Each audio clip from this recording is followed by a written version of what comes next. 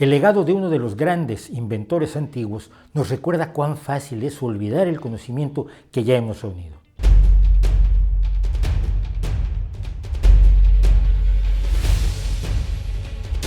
Seguramente usted ha escuchado decir que quizá los antiguos tenían conocimientos muy superiores a los que creemos que tenían, lo cual con frecuencia solo quiere decir que quien habla no está muy bien informado, pero cree que su ignorancia es compartida por toda la humanidad y lo que él o ella no conocen, no lo conoce nadie más.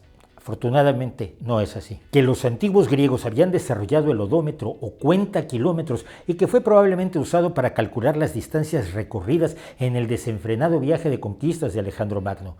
Que las romanas sabían teñirse de rubias o que el genio chino Shang Heng inventó un sismógrafo primitivo son datos que nos muestran sobre todo la profundidad de nuestra ignorancia sobre el pasado, que nos gusta imaginar mucho más oscuro y brutal de lo que ya de por sí efectivamente era. Quizás la diferencia entre los logros de las culturas precientíficas y los avances logrados por la humanidad desde que se desarrolló el método científico alrededor del siglo XVII es que, por una parte, nosotros contamos con explicaciones demostrables de los principios del funcionamiento de ciertas cosas, y por otra, que el conocimiento y sus productos tecnológicos hoy no son patrimonio de una élite, sino de toda la humanidad.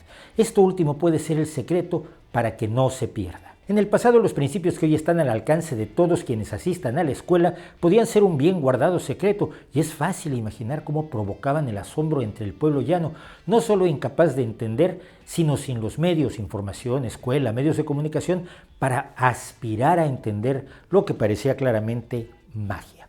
Es lo que ocurrió con Herón, inventor que en el siglo I de la era común asombró a su natal Alejandría con una caudalosa sucesión de máquinas, aparatos, ideas, propuestas que iban desde la matemática pura hasta la aplicación tecnológica de los conocimientos de entonces. Sus trabajos le ganaron el mote de Mecánicos, el hombre mecánico. Como tantos científicos de su época, Herón realizó su trabajo en el Musaeum, el museo anexo a la legendaria Biblioteca de Alejandría, donde era profesor.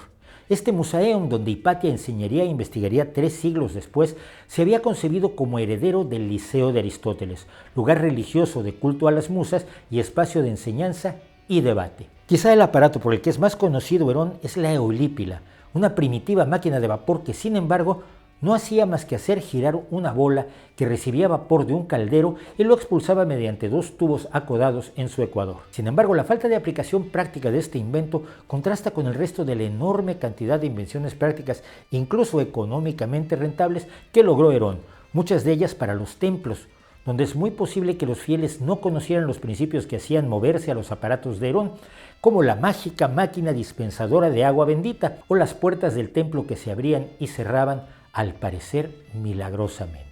Era la aportación de Herón a la promoción de sus creencias paganas en una Alejandría que era un punto de encuentro de todas las religiones y donde todas buscaban fieles y limosnas con objeto de ser más poderosas e influyentes. Herón dejó un legado de al menos una docena de libros, pero probablemente varios más. Los conocemos en griego, copias medievales y traducciones del árabe. En unos se ocupa de la geometría y las matemáticas aplicadas a fin de calcular el área y el volumen de distintos cuerpos. En otros estudia la propagación de la luz y el uso de espejos para objetivos tan prácticos como medir longitudes desde la distancia.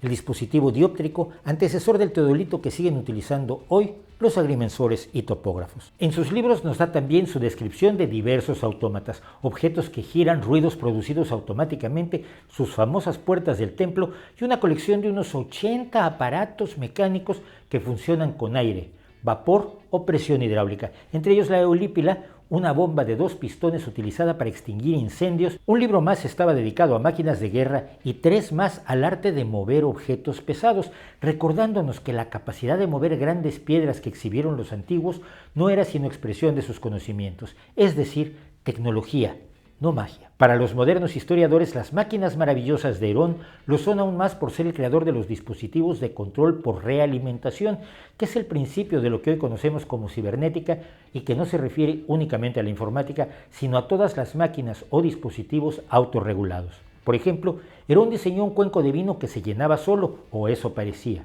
El ingenioso diseño tenía un flotador que, al bajar a cierto nivel de líquido, como los de nuestras cisternas, abría una válvula y suministraba vino hasta que el flotador la cerraba nuevamente. eran las primeras máquinas, que así fuera primitivamente tomaban decisiones con base en su diseño sin necesidad de la supervisión de un ser humano.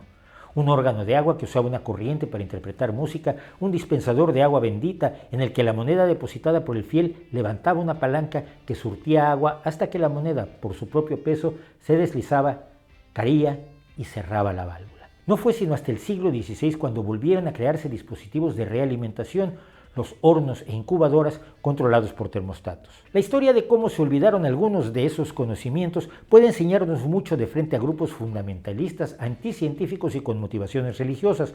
Los conocimientos reunidos por varias culturas fueron olvidados con relativa facilidad ya 2 veces, una en el occidente cristiano y otra en el oriente islámico. Es difícil subir una montaña, requiere habilidad, preparación y gran esfuerzo, pero caer de ella al abismo es rápido, sencillo y no requiere más que un tropezón. Uno de los grandes logros de Herón de Alejandría fue su teatro mágico, desarrollado a partir de las ideas de Filón de Bizancio, ilustre científico y mecánico que antecedió 300 años a Herón. De modo totalmente automático, el dispositivo desplegaba su escenario y en él se desarrollaba una historia con diminutos muñecos humanos, delfines, dioses, barcos y hasta efectos de sonido y llamas producidos automáticamente. Muchas máquinas de Herón se han recreado gracias a sus descripciones, pero de estas solo tenemos el relato de lo que hacía y el asombro que causaba entre los espectadores.